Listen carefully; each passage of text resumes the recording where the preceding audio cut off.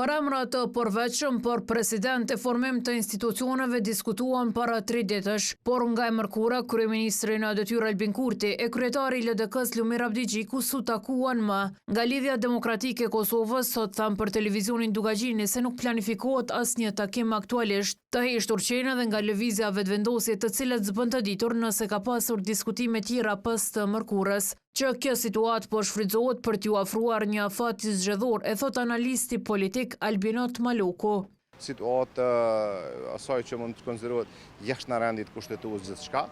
për rrjedhoj Republika e Kosovës ka nevojë t'i kthehet rendit kushtetues më pastaj të provohet të nxirret në ndonjë lloj normaliteti.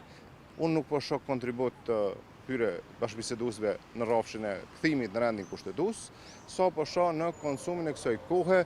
për të kalkuluar proceset zgjedhore në Republikën e Kosovës. Maluku vlerëson se këto zhvillime po japin regres vendit. Prej 9 shkurtit 2025 që nuk kemi krizë politiko-juridike institucionale në Republikën e Kosovës, se cila ka mbartë me vete shumë pasoja dhe disa po i ndjejmë, disa do t'i ndjejmë edhe në të ardhmen si qytetarët vendit në të gjitha rrafshin, në rrafshin ekonomik, në rrafshin diplomatik, në rrafshin e asaj çka mund cilësohet,